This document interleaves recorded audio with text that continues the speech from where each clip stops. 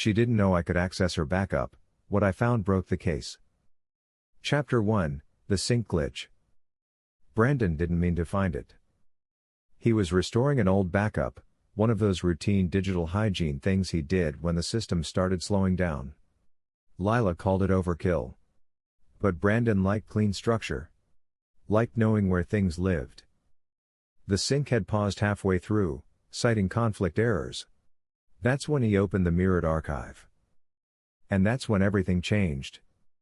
Inside the recovered folder was a cached clone of Lila's private Google Docs archive, one they had both technically shared once, years ago, before she locked it behind MFA credentials. But the backup?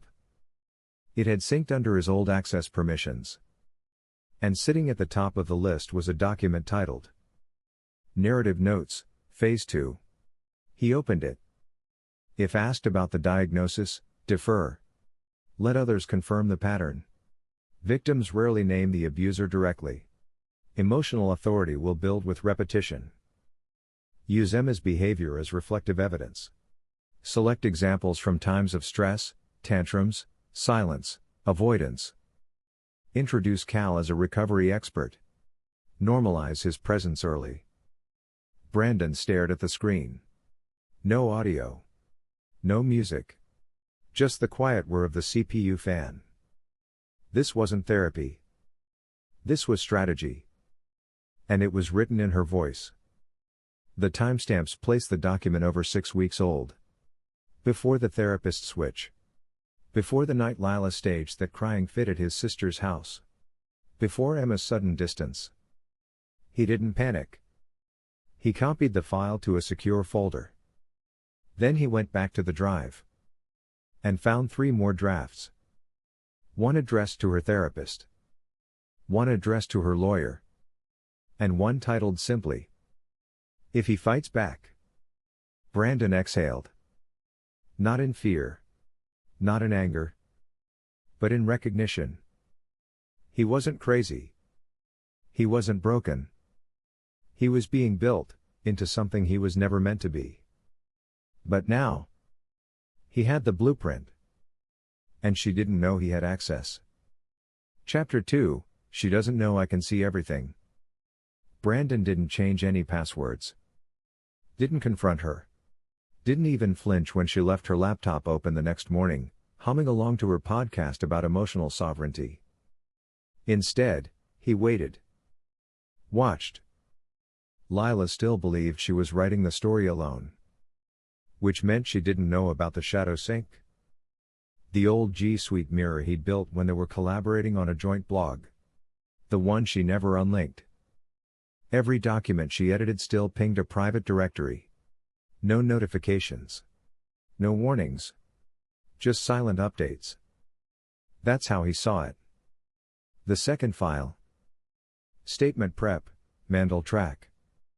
Named after their therapist. Structured like a narrative arc.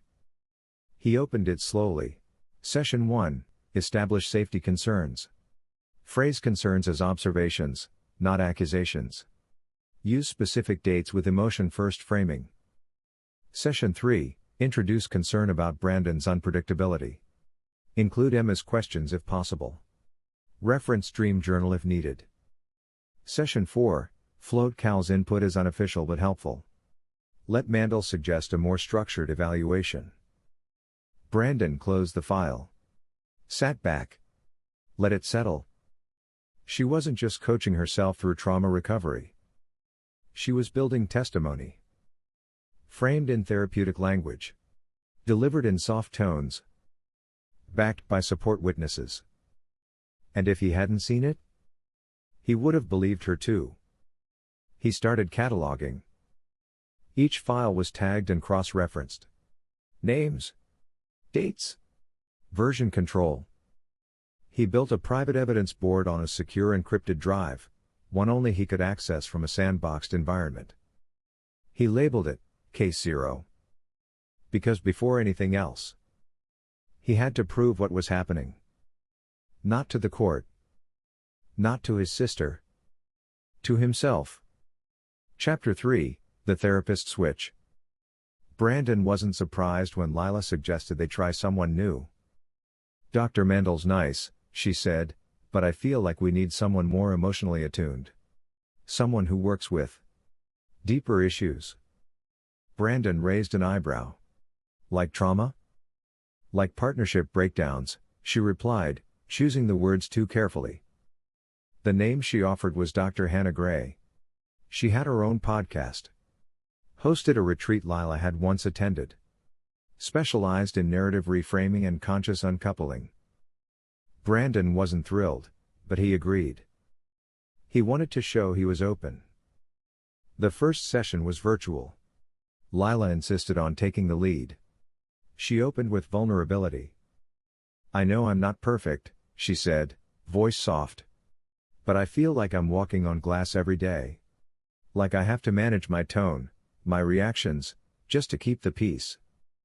Dr. Gray nodded. That sounds exhausting. Brandon blinked. He hadn't spoken yet. When he did, Dr. Gray's tone shifted. Neutral, but probing. How do you think your energy affects your daughter? She asked. He frowned. Emma and I are close. She's been more withdrawn lately, but I figured it was from the tension between us.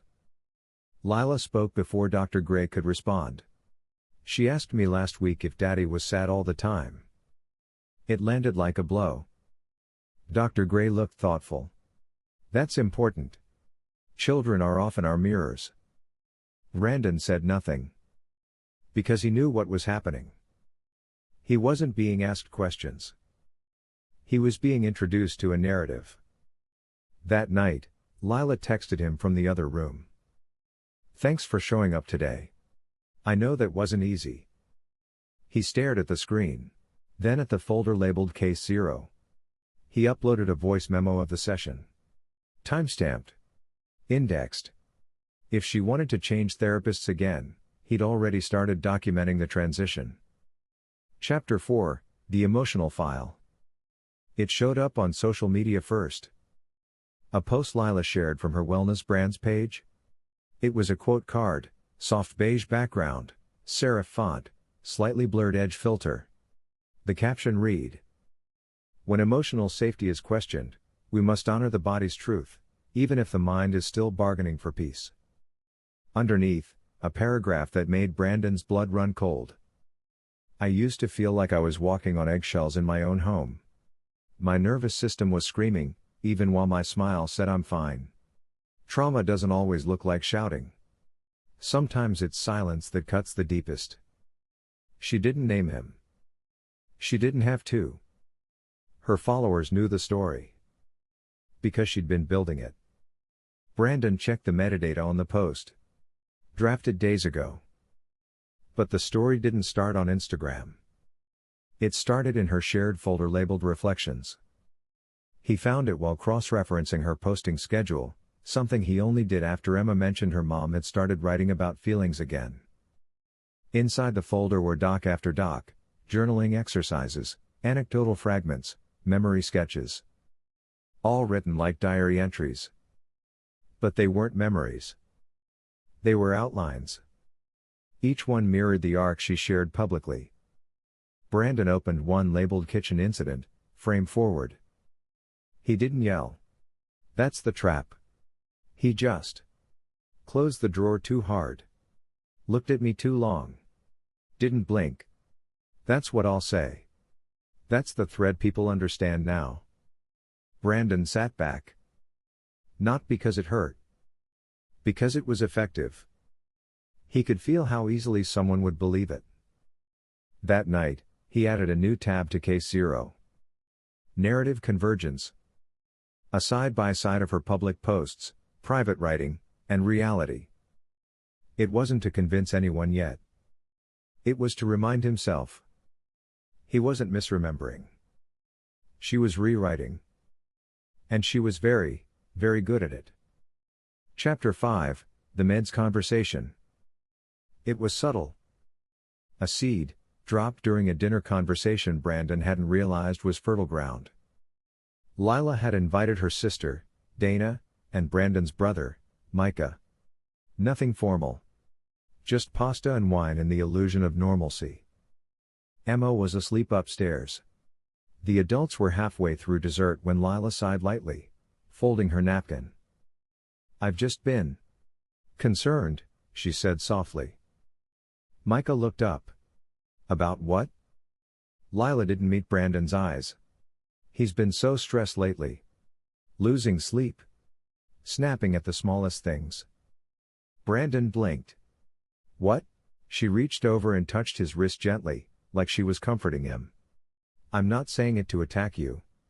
We've talked about this. You said you might ask your doctor about something to take the edge off." "I said I might look into melatonin," he said. Dana frowned. "You're not on anything?" "No," Brandon said flatly. Lila's smile was tight.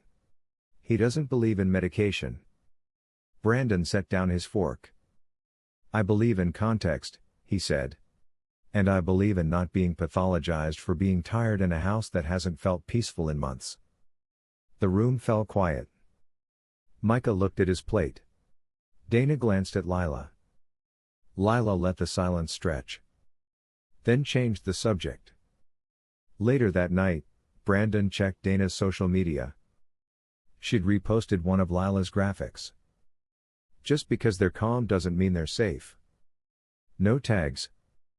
But everyone knew. Everyone always knew. He added a new entry to case 0. Live narrative drop, dinner, Micah plus Dana. Because that's how Lila worked. She didn't file motions. She seeded stories. And waited for them to bloom in other people's mouths. Chapter 6, The Phone Lockout. The shift happened gradually. First, it was the shared budgeting app. Then the cloud storage folder. Then the mobile banking interface they both used to track Emma's school payments. Each one timed out.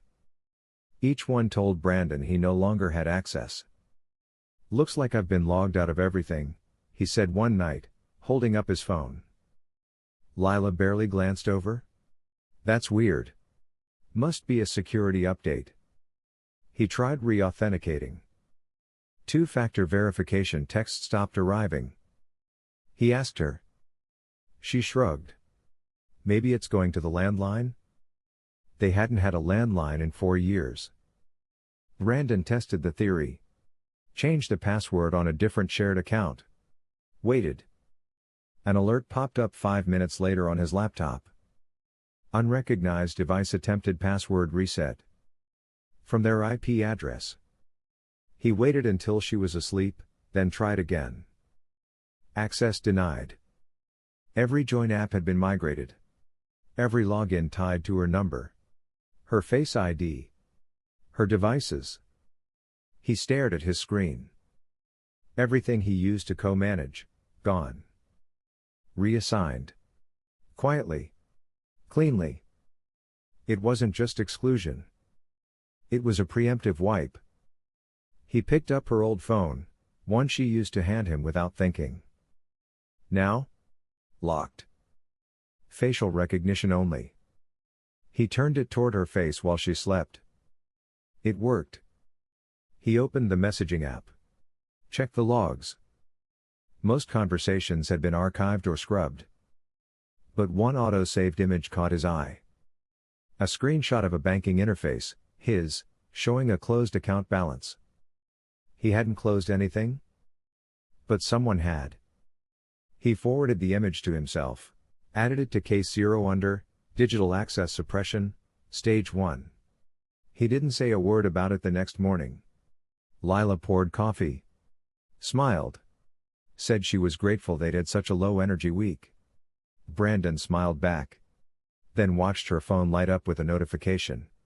Secure cloud, backup complete. She didn't know he had the same alert on his system. And now? So did he. Chapter 7, The Therapist's Comment. Brandon knew what the session was going to be the moment Dr. Gray smiled too gently. They'd barely started when she asked, "How are things emotionally for you this week, Brandon? Any moments where your reactions felt heightened?" Lila sat beside him, hands folded in her lap, gaze cast just slightly downward, like she didn't want to interrupt. He almost laughed. Because it was so perfectly staged. He leaned back, kept his voice even. No heightened reactions. Just a lot of silence. And a lot of things shifting without conversation. Dr. Gray nodded as if he'd confirmed something. Then came the pivot. Have you ever considered that your presence might be difficult for others to regulate around? Brandon blinked. I'm sorry? Dr. Gray smiled sympathetically. Not intentional harm. But intensity. Tone. How your stillness might read as unpredictability to someone with trauma history. There it was. The diagnostic wedge. He'd seen the language before, in wellness circles, curated podcasts, and Lila's blog drafts. It wasn't therapy. It was the soft script of strategic concern. He glanced at Lila. She was tearing up. Of course she was. Dr. Gray continued. Has Emma said anything recently? Sometimes children sense emotional undercurrents before adults do. Lila sniffed. She's been drawing a lot of pictures of quiet houses. With no one inside. Brandon didn't speak. He just stared at the edge of the desk. And remembered the post Lila shared last week. Stillness can be terrifying to those who have learned to read silence as danger. That post had 1,800 likes. Brandon exhaled through his nose. Then turned to Dr. Gray. I'll take your question seriously. But I'd like to bring in a second voice. Someone neutral. Someone not paid by either party. Dr. Gray looked surprised. Are you requesting a family systems evaluator? I'm requesting documented reality, Brandon said. With audio, video, and professional neutrality. Lila didn't respond. But the corners of her mouth twitched. Just barely. Brandon saw it. So did Dr. Gray. And that's when he knew. The session hadn't gone how they expected. And someone had just lost their lead. Chapter 8, the recording Lila forgot about. It was buried in the archive of their smart home assistant. Brandon hadn't checked it in months. Most people didn't. But after hearing Lila repeat the exact same phrasing in therapy, emotional consistency breakdown, witnessed by Emma, he felt a twinge of recognition. He'd heard her say that before. Not in session. In the kitchen. He opened the voice command logs. It took 20 minutes to locate the clip. Timestamp, 6:12 a.m., 2 days before their second session with Dr. Gray. Audio tag, kitchen assistant, voice note test. He played it. Lila's voice filled the air. If I say he raised his voice, that's too aggressive. If I say he went silent, that's emotional shutdown. Stick to withdrawn tone, emotional consistency breakdown, witnessed by Emma. That lands better. A beat? He won't argue with that. He never argues in session. He just absorbs.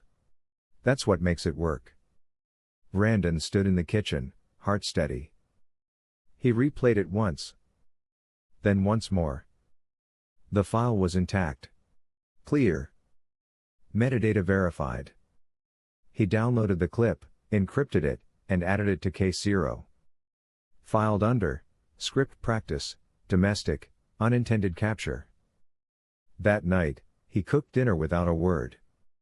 Lila leaned against the counter, humming softly. You've been really grounded this week, she said. Brandon smiled. I've just been listening more. And she smiled back, completely unaware that he'd heard everything. Chapter 9, Emma's Art Project. It was a drawing. Folded in half. Tucked into the back pocket of her backpack. Brandon found it while helping her clean up after school. Is this for class? He asked, unfolding it. Emma hesitated. Sort of. The paper showed a house, round windows, a soft pink roof, and 3 stick figures in front. 2 adults. 1 child. He smiled. You, Mommy, and me? Emma shook her head. That's not you. Brandon looked closer. The adult on the left had a little speech bubble. It said, "We can help you feel safe again." The other figure said nothing. His stomach sank. "Who is that?" he asked gently. Emma leaned in and whispered, "That's Mommy's friend Miles." Brandon's voice stayed calm. "And what does Miles do?" "He helps with the files," she said. "The ones about feelings. I heard Mommy say he's helping with our story." He folded the paper quietly. "Thanks for telling me, Bug." Emma looked worried. "Am I in trouble?" Brandon hugged her. "Not even a little." Later that night, he uploaded the image to Case Zero. Tagged it with Child Narrative Exposure, Primary Source. Because she wasn't just looping Miles into her story now. She was inviting Emma to believe it too. And that meant she wasn't writing fiction anymore. She was teaching it. Chapter 10, Miles Connection. Brandon didn't recognize the name of the platform at first. Vital Bridge Cloud Sync, Partnered Access License. It came up in a background scan while he was auditing device activity. An unfamiliar app linked to the network 2 weeks ago. Registered under a professional account. He checked the IP origin. It pinged from a co-working facility 3 miles from Emma's school. He traced the registration email. M. Moreno at dplayers.io. Brandon froze. Miles. He hadn't even known his last name until now. Brandon dug deeper. Domain lookups. Alias searches. Past security license flags. Miles Moreno had operated under 3 different business entities in the last 6 years, all focused on digital detox consulting and strategic online wellness filtration. He found archived pages of a blog Miles used to run, guides on how to reframe the narrative around accountability, and white papers about disruption of emotional pattern tracking in hostile co-parenting. Every article ended with a disclaimer. This content is not legal advice. Please consult your own narrative technician.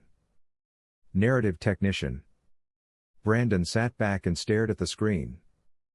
Miles wasn't just helping Lila with language. He was designing digital architecture for strategic emotional warfare. He opened Lila's most recent backup folder on the Shadow Sync. 2 new files, both marked with embedded author tags, M. Moreno. One titled, Custody Narratives, Judicial Framing. The other, Reactive Behaviors Framework, Male Identified. Brandon downloaded both. Then added them to Case Zero under External Strategist, Primary Infiltration. She hadn't hired a support guide. She'd hired a systems designer.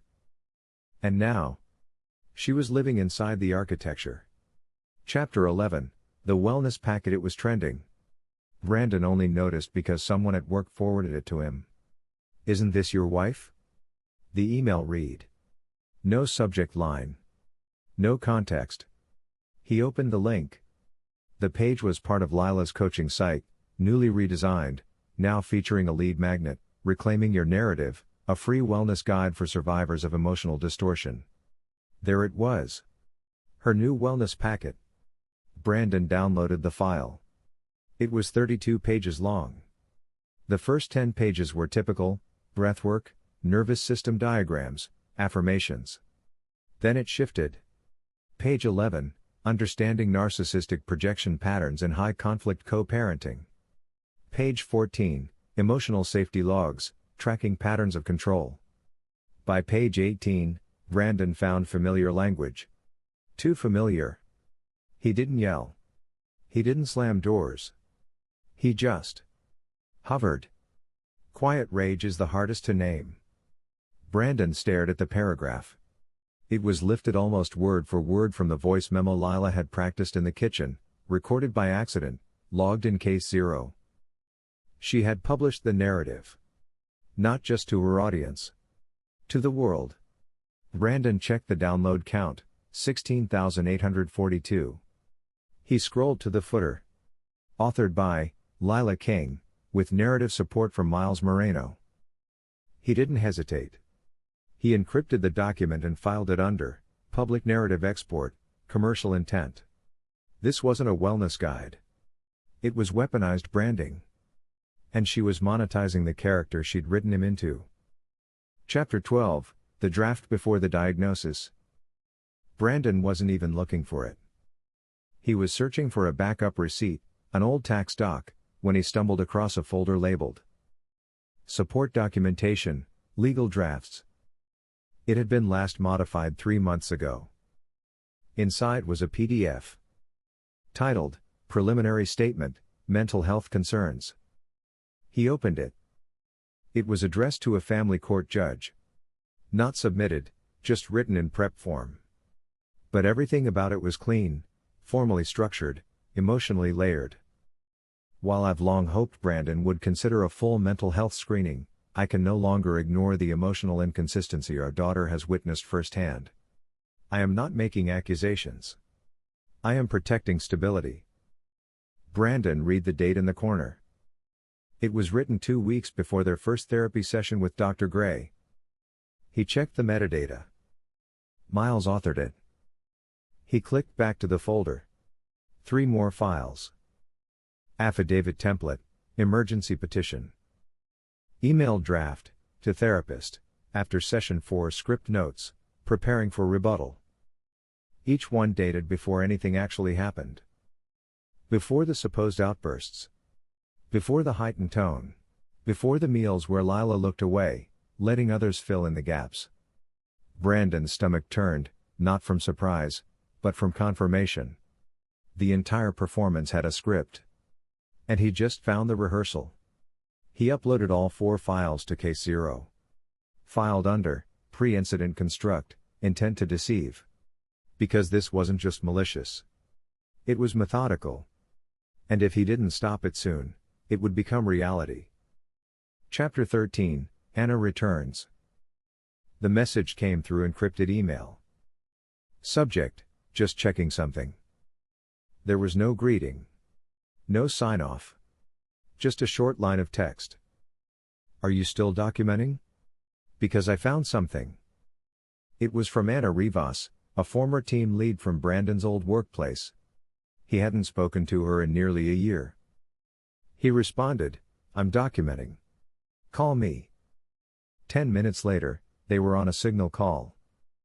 I didn't know if you'd even respond, Anna said. But I remembered what you said once. About backups. About version control.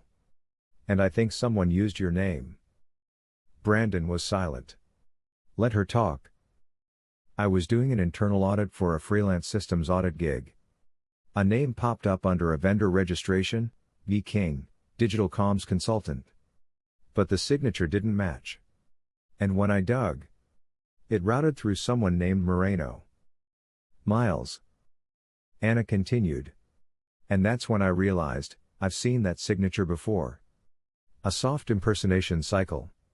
Light misdirection. Used just enough of your old branding to pass casual inspection. Brandon's throat tightened. Did you keep a record? I logged everything. I didn't tell anyone yet. I wanted to see if you already knew. I do now. Anna paused. Do you want copies? No, Brandon said. I want you to testify. Another pause. Then I'll need a subpoena, she replied. I can make that happen. That night, Anna sent over a sealed drive. Vendor trails. Signature mismatches. API logs tracing Miles' activity. All of it cross-referenced, time-stamped, notarized. Brandon added it to Case 0.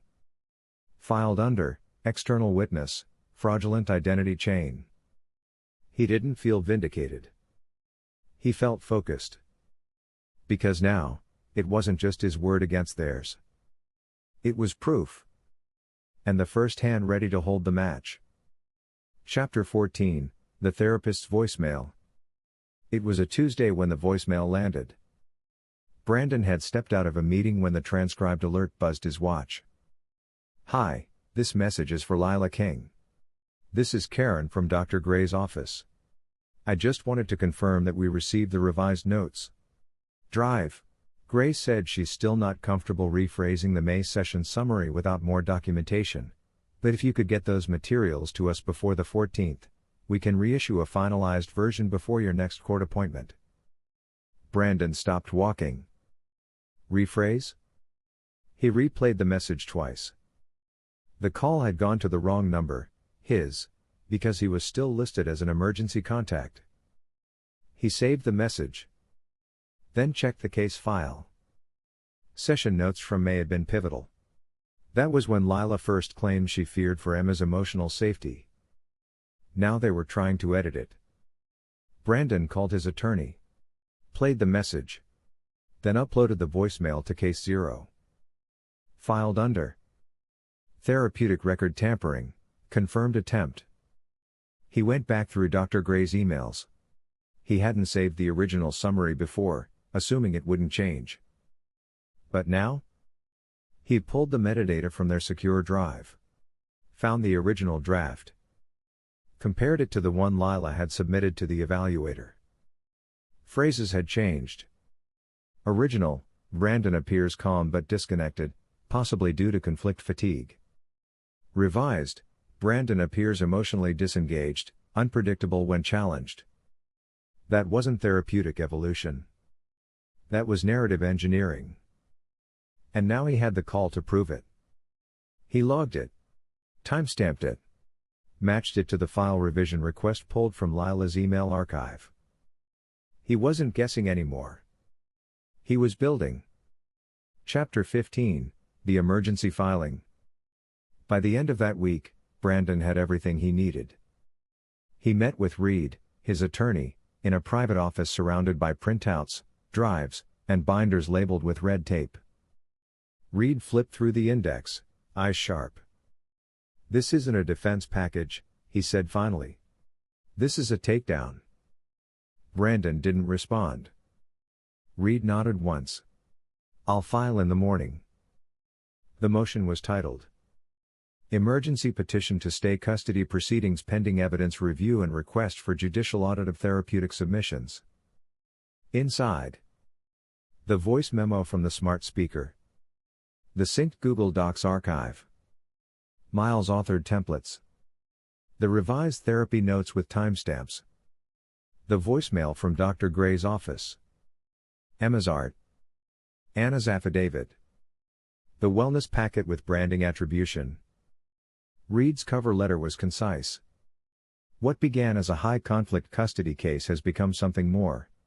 The petitioner has submitted curated testimony across multiple platforms, legal, public, and therapeutic, backed by falsified consulting documents and digital misrepresentation. We request immediate review, protective orders, and the appointment of a forensic family evaluator. The clerk accepted the filing at 8:57 a.m. on Tuesday. By noon, the court had issued a stay. All scheduled mediation halted. All filings frozen. A hearing date was set for 2 weeks later. Brandon didn't celebrate. He just went home. Checked Emma's homework. Made dinner. And updated case 0 with a single word, filed. Chapter 16, The Courtroom Collapse. Brandon arrived 20 minutes early. Reed was already there, quietly organizing his binders. No preamble. No pep talk. Just focus. Across the aisle, Lila sat composed in a pale blue dress, symbolic innocence, curated restraint. Her attorney, Ms. Helms, whispered something in her ear. Lila nodded without breaking posture. She still didn't know what was coming. Judge Langdon entered at 9:01. Took the bench. This is a preliminary hearing on Emergency Motion 3187. We'll begin with the petitioner's position. Ms. Helms stood, her voice calm and confident. We maintain that our client has acted in good faith, and any perceived inconsistencies are the result of trauma-adjacent memory challenges and interpretation. The requested stay is excessive and retaliatory.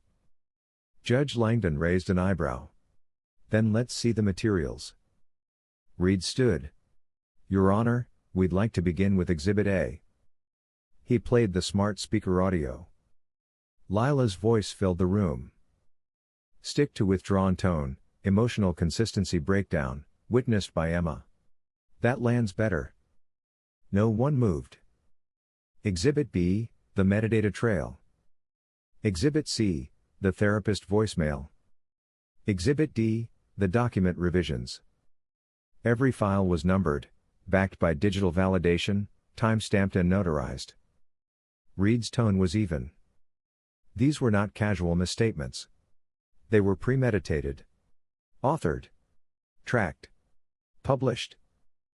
He presented the wellness packet next. Used as part of a monetized funnel with over 16,000 downloads, containing direct quotes from a session staged to mislead. Then Emma's drawing. Then Anna's affidavit. Lila's attorney objected, unverified, unrelated, but Judge Langdon held up a hand.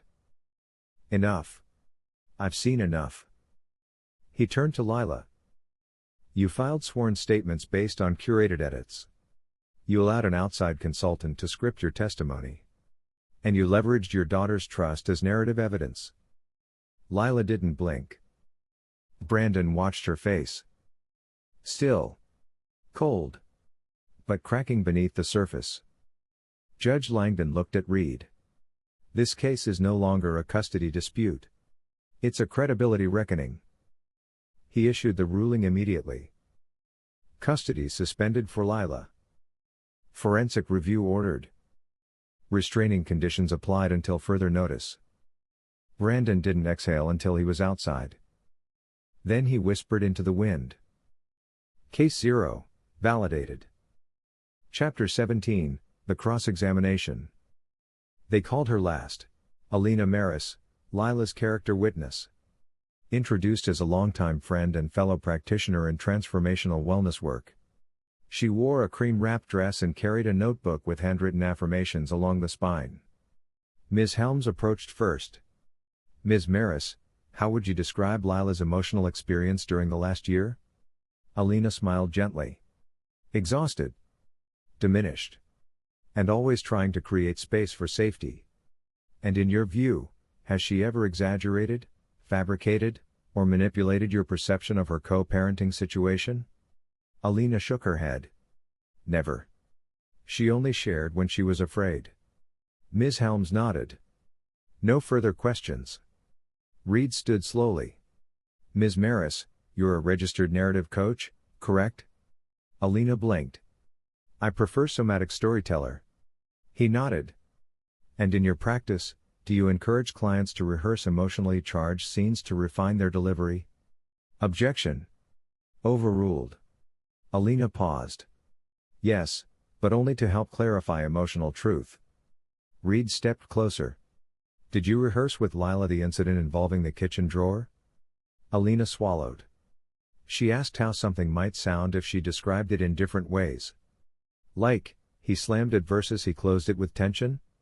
Yes. Reed pulled up a printout. Did you send Lila this message 3 days before that incident was brought up in court? He read aloud. Avoid definitive language. Let the silence speak. Focus on imagery. Fear doesn't need proof, it needs tone. Alina stared at the paper. That was in the context of a general workshop, it was addressed only to her. Silence. Reed turned to the judge. No further questions. Judge Langdon spoke before Ms. Helms could rise. Ms. Maris, you may step down. Alina exited the witness stand, face flushed, notebook clutched too tightly. Brandon didn't look at Lila. He didn't need to. Because in that moment, she knew, the scaffolding had collapsed. And now she was standing in her own echo chamber. Alone. Chapter 18, the judge's words. The courtroom was quiet. Not the kind of quiet that follows shouting, but the quiet of breath held, of tension stretched so thin it trembles. Judge Langdon adjusted his glasses and folded his hands on the bench. I've presided over high-conflict custody cases for 16 years, he began. I've seen lies, omissions, weaponized memory, and more than my share of misplaced righteousness. He looked down at his notes, then back up, directly at Lila. But this is the first time I've seen a parent attempt to litigate identity, curating narratives across therapeutic, legal, and social platforms to collapse the credibility of their co-parent. He paused. And almost succeed. Lila sat very still. Her posture perfect. Her silence no longer a tool. Langdon continued. While the petitioner may frame this as a misguided healing process or emotionally influenced storytelling, the evidence suggests something more deliberate. Coordinated manipulation. Commercial exploitation. Digital deceit. He turned toward Brandon. You did not respond in kind? You gathered. You built. You documented. Langdon returned to Lila. What you engaged in was not protection. It was performance. And it placed your daughter in the crosshairs of a fiction you authored without consent. He signed the ruling. Custody is awarded solely to the respondent. Visitation rights are suspended pending full psychological reevaluation, independent of previous providers. Lila didn't speak. Langdon raised one final point. This court will also refer the matter of third-party digital interference, narrative coaching practices, and fraudulent credential use to the State Attorney General. He looked down again. Then said quietly, perception is not truth. And healing is not a license to rewrite accountability. The gavel struck. And it was done. Chapter 19, The Podcast Pull. It took less than 48 hours. Brandon didn't watch it happen in real time. But he saw the fallout, one notification at a time. The first was an email from a parenting blog he didn't subscribe to. The subject line: When healing becomes harmful, what we learned from the Lila King case. The second came from Emma's school. A teacher emailed, asking if everything was okay. Just a few kids mentioning things. Thought you should know? Then came the takedowns. Lila's podcast, The Quiet Anchor, was removed from 3 platforms in a single day. A fourth put up a disclaimer. This podcast is currently under content review pending concerns about factual misrepresentation and ethical disclosures. Her blog went private. The downloadable wellness packet disappeared. And the brand partners? They issued statements within hours. We were unaware of the personal litigation connected to this content. We've severed all partnerships effective immediately. Brandon didn't speak to the press. But someone did. A former client. Then another. Then a voice note leaked. Lila, in a group coaching session. Don't try to be factual. Be memorable. Truth fades, tone sticks. It went viral. Within 3 days, #narrative wellness trended for all the wrong reasons. Within 5, Miles' LinkedIn disappeared. Within 6, a notice appeared in the state database. Investigation active under the Department of Digital Practice and Public Representation Ethics. Brandon just made Emma breakfast. When she asked if they could stop at the park after school, he said yes. Because reputation burns fast. But repair takes time. And peace, he was learning, doesn't always come as a declaration. Sometimes, it's a quiet unfollow. Chapter 20, The final folder. The package arrived in a plain mailer. No return address. No note. Just a USB drive and a printed label, for your records. Brandon ran a deep scan before opening it. No malware. No trackers. Just one folder. Inside, dozens of files. Archived emails, session notes, voice recordings, all of it tied to Miles. Everything he hadn't been able to access during discovery. The metadata showed it had been sent from an anonymous encrypted email server in British Columbia. Brandon didn't need to know who sent it. He already knew who it exposed. He didn't take it to the court. Not right away. He backed it up. Encrypted it. Then forwarded a secure copy to read. Just in case. Then he printed one photo. It was a screenshot of a calendar entry, Miles plus Lila, custody strategy review, date stamped 6 weeks before her first therapy complaint. Brandon slipped it into a plain envelope. No message. No threats. Just the evidence. He dropped it in Lila's mailbox himself. She called 2 hours later. He didn't answer. She left a voicemail, her voice brittle. Not crying. Just quiet. I didn't think you'd make it this far. He didn't respond. He picked up Emma from school. She had a drawing in her hand, a house, a garden, 2 stick figures holding hands. No speech bubbles this time. Just peace. Brandon walked her home. He set down his keys. And finally deleted the folder named Case 0. Because it had done its job. And the story, finally, was over. Thanks so much for watching. If you love a good revenge story, or if you've ever dreamed of getting the last word without saying much at all, you're in the right place. Be sure to like this video, subscribe to the channel, and turn on notifications so you never miss a new savage ending. Because around here, karma always hits different.